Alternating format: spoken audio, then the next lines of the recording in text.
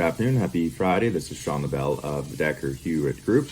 It was a exceptionally positive week here for North American benchmarks. It's actually been a very strong October so far. In fact, this is the strongest month for the Dow Industrial Average since 1987. Moving markets the last couple of weeks, as we've been talking about, is just a better than expected earnings season. Sentiment out there was extraordinarily bearish, so much so that you're getting a lot of these earnings surprises. We're about halfway through the earnings season so far, with a little over 200 companies in the S&P 500 having reported earnings. You're seeing 75% of which right now are reporting better than expected results. That's what we call an earnings surprise. And that's really been moving markets a little bit higher. There's also been a bit of data out this week. Of course, the Bank of Canada was on deck on Wednesday when they increased their overnight rate by just 50 basis points. Market participants had been looking for 75. And this is what we've been talking about the past several months, that these central banks don't want to continue raising interest rates at such an aggressive pace.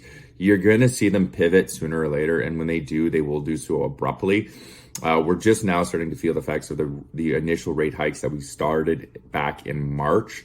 And keep in mind, those were just around 50 basis points. It takes about 3 to 9 months for those increases to really ripple through to an economy. And that's what you're starting to see now.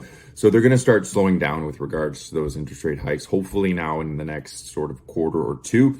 There was also US GDP that was on deck, came in better than expected, ending 2 consecutive quarters of negative growth. So we talk about that a little bit in this week's Market Watch Weekly, along with what we expect to see before we start to see a really sustained rally in the market. Obviously, this month has been exceptionally strong. We hope that it's sustainable, but we discuss a little bit of what we need to see in this week's Market Watch Weekly. Hope you guys have a good weekend, and we will talk to you again next week. Cheers.